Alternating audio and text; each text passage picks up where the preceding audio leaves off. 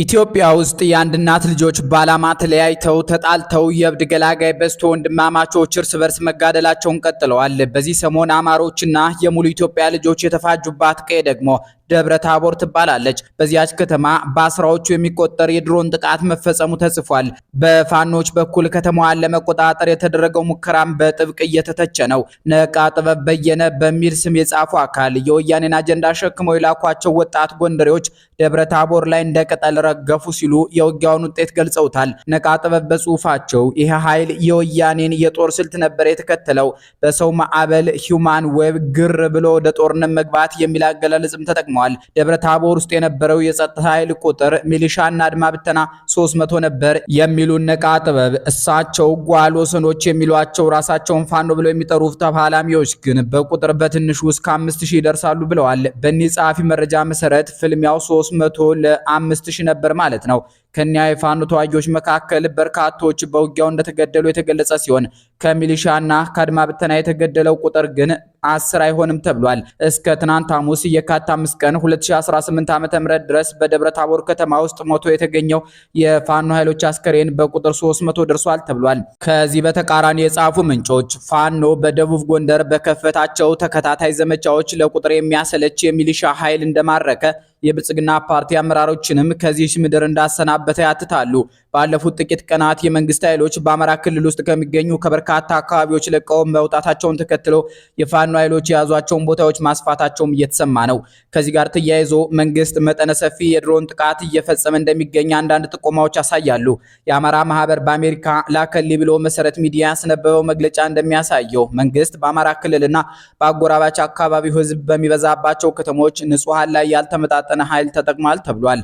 ከረቡዕ የካቲት 4 ቀን 2018 ዓ.ም ጠዋት ጀምሮ የደቡብ ጎንደር ዞን የአስተዳደር ማዕከል በሆነችው በደብረ ታቦር ከተማ መሃል እንዲሁም በመኖሪያ ሰፈሮች ላይ የመንግስት ኃይሎች የአየር ድብደባና ከባድ መሳሪያ መተኮሳቸውን የአማራ ማህበር በአሜሪካ አስታውቋል። በአሁኑ ወቅት ባለው መረጃ መሰረት ደብረ ታቦር አካባቢ በወባባ ጤና ሳይንስ ኮሌጅ አቅራቢያ፣ በወይብላ ማርያም በአየር ማረፊያ፣ በርብ ወንዝ፣ በቄራ ኡራኤል ቤተክርስቲያንና በወርቅን ቀበሌ አቅራቢያ የአየር ድብደባዎች እንደደረሱ መረጃዎች ገልጸዋል ያለው ማህበሩ በተጨማሪም እነዚህ ጥቃቶች በንጹሃን ነዋሪዎች ላይ ከፍተኛ ጉዳትን አስከትለዋል ብሏል።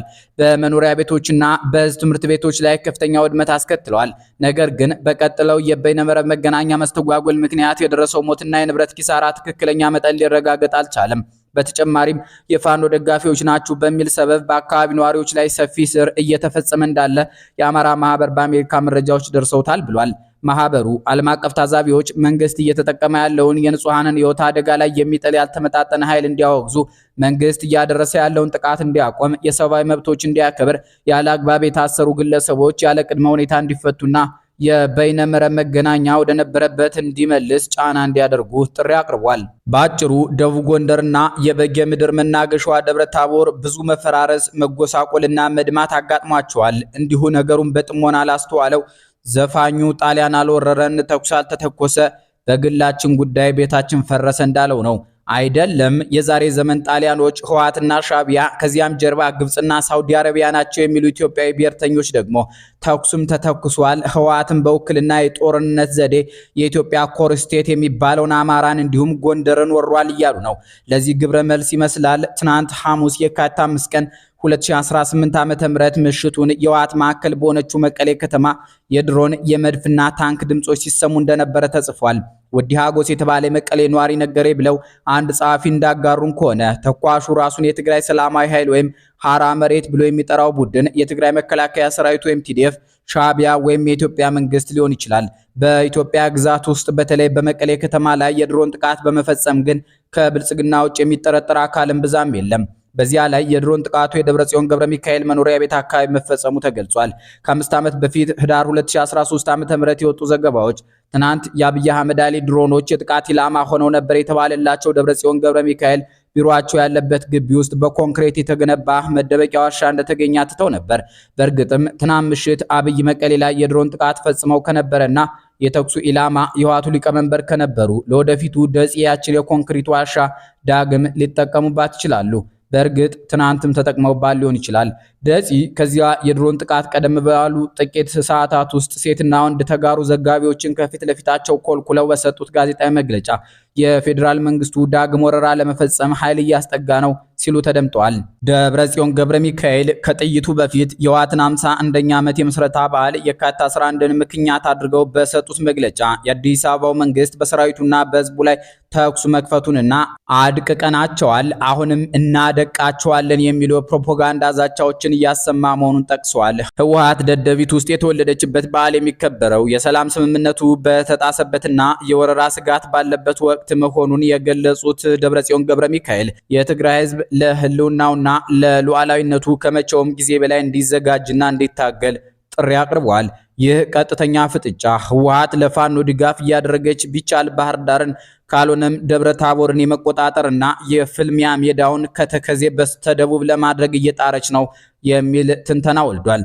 ለኢትዮጵያ መንግስት ወግነው የሚጽፉ ምንጮች ደግሞ የደብረ ታቦሩን ፍልሚያ ከመቀሌ ባሻገር ወደ አስመራ ይዘልቃል ይሉናል። ለዚህ የጃዙር ጦርነት መፍትሄ ያሉትንም በመጠቆም ላይ ይገኛሉ።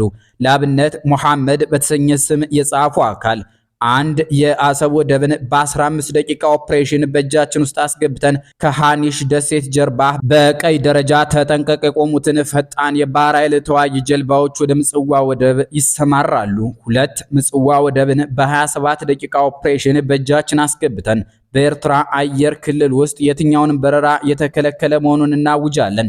3 አዲሃሎን ጨምሮ በአስመራ ከተማ ውስጥ በተመረጡ ቦታዎች ልዩ የቀዶ ጥገና ዘመቻ ስፔሻል ሰርጂካል ኦፕሬሽንስ ኤስኤስኦ የሚፈጽሙ በራሪ ነብሮች ዝግጁ ናቸው። ቀኑ ሲደርስ ይገለጣል። 4 ከህወሓት ጋር በመጣመር የጦርነት ሜዳውን በትግራይ ምድር ለማድረግ ስትራቴጂክ ዴብዝ የሚንፏቀቀውን የሻዕቢያ ሰራዊት ከጀርባው እንጠርገዋለን። ተግባባን። ስክሪንሹት ያዙ ሲሉ ዝተዋል። የኢትዮጵያ የውስጥ ቀውስ ከአስመራም ባሻገር ከካይሮ ይቀዳል የሚሉ ደግሞ ቤኒሻንጉል ጉሙዝ ክልል ውስጥ ተቋቁሟል ስለተባለው የኢትዮጵያ የጦር ማዕከል እንጨዋወት ማለት ጀምረዋል። የእርስ በርስ ጦርነት ውስጥ ከምትገኘው ሱዳን ጋር በሚጎራበተው ቤኒሻንጉል ጉሙዝ ክልል ውስጥ የአማጺው የሱዳን ፈጥኖ ድራሽ ኃይል የስልጠና ካምፕ መገንባቱን ከምንጮችና ከሳተላይት ምስሎች ማረጋገጡን የዜና ወኪሉ ሮይተርስ ማስታወቁ ከዚህ ጉዳይ ጋር ይገናኛል። የተባበሩት አረብ ኤሚሬቶች ስልጠና ትሰጥበታለች በተባለው በዚህ ካምፕ ውስጥ የሚገኙት አብዛኞቹ ምልምሎች ኢትዮጵያዊ እንደሆኑ ምንጮች መናገራቸውንም የዜና ወኪሉ ዘግቧል። ሮይተርስ ማክሰኞ የካቲት 3 ቀን 2018 ዓ.ም ያወጣውን የምርመራ ዘገባ ያጠናቀረው የኢትዮጵያ መንግስትና የዲፕሎማቲክ ምንጮችን በመጠቀም እንደሆነ ጠቅሷል። ከኢትዮጵያ የደህንነት ተቋምና ከዲፕሎማቲክ ማህበረሰቡ የተገኙ የመረጃ ልውውጦች እንዲሁም ካምፑን የሚያሳዩ የሳተላይት ምስሎችን በዘገባው ውስጥ ተካተዋል። የሮይተርስ ዘገባ እንደሚያመለክተው ከ2015 ዓ.ም ጀምሮ ከሱዳን ጦር ጋር እየተዋጋ ያለው አማጺ ኃይል ስልጠና ይሰጥበታል የተባለው ካምፕ የሚገኘው በቤኒሻንጉል ጉሙዝ ክልል መንጌ በተባለ ስፍራ ነው። ካምፑ የሚገኝበት ስፍራ ኢትዮጵያ፣ ሱዳን፣ ደቡብ ሱዳንን የሚያዋስን እንደሆነ እንዲሁም ከድንበር ያለው ርቀት 32 ኪሎ ሜትር እንደሆነም ዘገባው ላይ ተጠቅሷል። የሮይተርስ ዘገባ አንድ ከፍተኛ የኢትዮጵያ መንግስት ባለስልጣንን ጨምሮ 8 ምንጮች የተባበሩት አረብ ኤሚሬትስ የሰፈሩን ግንባታ በገንዘብ እንደደገፈች እንዲሁም ለቦታው ወታደራዊ አሰልጣኞችንና የሎጂስቲክስ ድጋፍ ማቅረቧን ገልጸዋል ይላል። ካለፈው ዓመት ሚያዝያ አንስቶ የደን ምንጠራ እንዲሁም የብረት ጣሪያ ያላቸው ህንፃዎች መገንባታቸውን እንደተረዳ ዘገባው አመልክቷል። ጥቅምት ላይ ደግሞ ካምፕ ውስጥ ድንኳኖች መተከላቸው ተጠቅሷል። ህዳር ላይ የተነሱ የሳተላይት ምስሎች ላይ 640 ድንኳኖች መመልከቱን የጠቀሰው ሮይተርስ ካምፑ በአጠቃላይ 10,000 ተዋጊዎችን የመያዝ አቅም እንዳለው የሚያሳይ የዲፕሎማቲክ መልእክት ልውውጥ መመልከቱን ገልጿል። በርካታ ላንድ ክሩዘር እና ከባድ ተሽከርካሪዎች እንዲሁም የሱዳን ፈጥኖ ድራሽ ኃይል አሃዶች እንዲሁም የተባበሩት አረብ ኤሚሬቶች አሰልጣኞች ጥር ላይ ወደ ካምፑ መግባታቸውንም የዲፕሎማሲያዊ መልእክት ልውውጥ ጠቅሷል ተብሏል። ጥቅምት ላይ የኤሚሬትሱ የሎጂስቲክስ ኩባንያ ጎሪካ ግሩፕ አርማ ያለባቸው የጭነት መኪናዎች በአሶሳ ከተማ አድርገው ወደ ካምፑ ሲጓዙ መመልከታቸውን 2 ባለስልጣናት ገልጸዋል የሚለው ዘገባው ላይ ሰፍሯል። ህዳር ላይ ደግሞ አዲስ ምልምሎችን የያዙ 126 ተሽከርካሪዎች በቀናት ልዩነት ሲጓዙ የተመለከቱ ባለስልጣናትን ማናገሩን የዜና ወኪሉ ጠቅሷል። ተሽከርካሪዎቹ እያንዳንዳቸው ከ50 እስከ 60 ተዋጊዎችን ይዘው እንደነበረም ዘገባው ያመለክታል። በዚያው በህዳር ወር የተነሳ የሳተላይት ምስል ላይ ቢያንስ 18 ትልልቅ ተሽከርካሪዎች ካምፕ ውስጥ መቆየታቸውን ሮይተርስ ገልጿል። የሮይተርስ ትንታኔ እንደሚያመለክተው የተሽከርካሪዎቹ መጠን፣ ቅርጽና ዲዛይን የኢትዮጵያ መከላከያ ሰራዊትና አጋሮቹ ወታደሮችን ለማጓጓዝ ከሚጠቀሙባቸው ሞዴሎች ጋር ይመሳሰላሉ ሲልም ዘገባው ላይ ጽፏል። ይሁን እንጂ እነዚህ ተሽከርካሪዎች በአሶሳ በኩል ሲያልፉ የታዩት ስለመሆናቸው በገለልተኝነት አለመጣራቱን አስረድቷል። ከኢትዮጵያ የደህንነት አገልግሎት የውስጥ ማስታወሻ ተገኘ የተባለ መረጃ ደግሞ እስከ ጥር ወር መጀመሪያ ድረስ 4300 የፈጥኖ ድራሽ ኃይሎች ተዋጊዎች በስፍራው ወታደራዊ ስልጠና እየወሰዱ እንደነበር አሳይቷል ተብሏል። የተዋጊዎቹ የሎጂስቲክስ እና የወታደራዊ አቅርቦት ትጥቅ የሚቀርበው በተባበሩት አረብ ኤምሬትስ እንደሆነ ከውስጥ ማስታወሻው መመልከቱን የዜና ወኪሉ አስታውቋል። ሮይተርስ የስልጠና ካምፑን የማቋቋም ኃላፊነትን የወሰዱት የኢትዮጵያ መከላከያ ሰራዊት የመከላከያ ደህንነት መምሪያ ዋና ኃላፊ የሆኑት ጄኔራል ጌታቸው ጉዲና ናቸው ሲል በዘገባው አስፍሯል። አንድ የኢትዮጵያ መንግስት ከፍተኛ ባለስልጣን እንዲሁም 4 የዲፕሎማቲክና የደህንነት ምንጮች ይህንን እንዳረጋገጡለትም የዜና ወኪሉ ገልጿል። ሮይተርስ ከ6 ባለስልጣናት አገኘሁት ያለው መረጃ እንደሚያሳየው በካምፕ ውስጥ ከሚገኙት ምልምሎች ውስጥ አብዛኛዎቹ ኢትዮጵያውያን ናቸው። የደቡብ ሱዳንና ሱዳን ዜጎችም ካምፕ ውስጥ ይገኛሉ ተብሏል። ሱዳን ውስጥ የተወሰኑ ግዛቶችን የሚቆጣጠረው አማጺው SPLMN ተዋጊዎችም ካምፕ ውስጥ እንደሚገኙ ዘገባው ላይ ተጠቅሷል።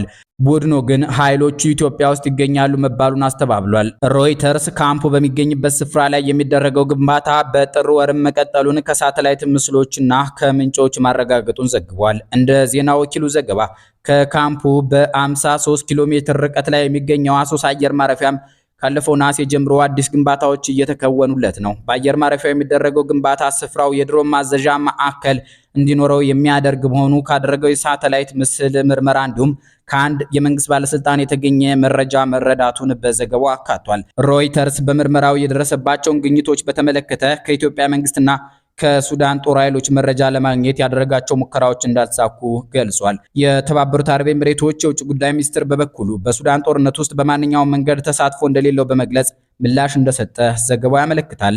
ይህ የኢትዮጵያ መንግስት ተሳትፎ በዋናነት የኢትዮጵያና የግብፅን ፍልሚያ በኢትዮጵያ አሸናፊነት ለመጨረስ የሚደረግ ነው ብለው የሚያስቡ ኢትዮጵያውያን በርክተዋል። በዚህ የተነሳ ጌታቸው ረዳ፣ ካህሳይና ጀዋር ሲራጅ መሐመድ ከፍተኛ የሆነ ሽኩቻ ውስጥ ገብቷል። ጌታቸው ረዳ ካህሳይ የትግራይ ክልል መሪ ጀነራል ታደሰ ወረደን የክልሉ ጠንቅ መሆናቸውን በሰፊው ካስነበቡ ከጥቂት ቀናት ውስጥ ወደ ታዋቂ ፖለቲከኛ ጀዋር ሲራጅ መሐመድ ዞረዋል።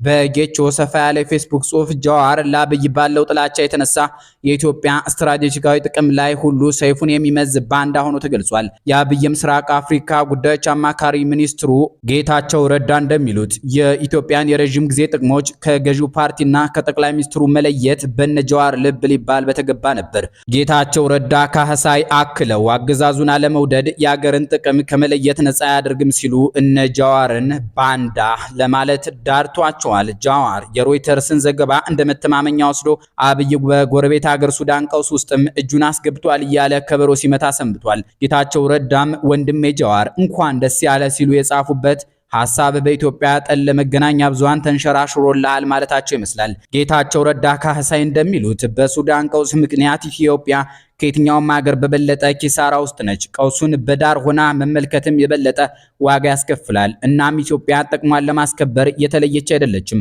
ጃዋር ሆይ ለስሙ ፖለቲከኛ ነኝ ትላለህ፣ ግን ይህን ማሰብ እንዴት ከበደ የሚል ጥያቄም ከጌታቸው ረዳ ካህሳይ ተከትሎበታል። ጃዋር ከጌታቸው ጽሑፍ በኋላ ጌታቸውን በተመለከተ በፌስቡክ ገጹ ጠንክሮ እየጻፈ ነው። ጃ በገጹ ጸዊኢሃ ጽልኢ ሲል ተሳልጓል። በአማርኛ ሲተረጎም ጠላትህን ጠራህ ማለት ነው አሉ። የጃዋርና ጌታቸው ጸብ ታሪኩ ከቅድመ 2010 ይመዘዛል። ኢህአዴግ በጃዋር የተቃውሞ ቀመር የኦሮማራ ጥምረት ምክንያት ውጥረት ውስጥ በገባ ጊዜ ተከላካዩ ጌታቸው ረዳ ካህሳይ ነበሩ። ጌታቸው ረዳ ካህሳይ በፋና ብሮድካስቲንግ ኮርፖሬት ሬዲዮ ጣቢያ በጊዜው ቴሌቪዥን ለመጀመር ጥረት ያደርግ በነበረበት አፍታ ቀርበው የኦሮማራን ጥምረት እሳትና ጭድ ምን ህብረት አላቸው እያሉ ተሳድበው ነበር። ጃዋር ትናንት ከቀረበበት ትችት በኋላ ይህን የጌታቸው ንግግር በሰሜኑ ጦርነት ጊዜ አብይን ከተሳደቡበትና የመደመር መንግስት መጽሐፍ ምርቃት ላይ አብይን ካመሰገኑበት ንግግራቸው ጋር አያይዞ ስለ የትኛው ጌታቸው እንደማወራ ተቸግሬያለሁ ብሏል።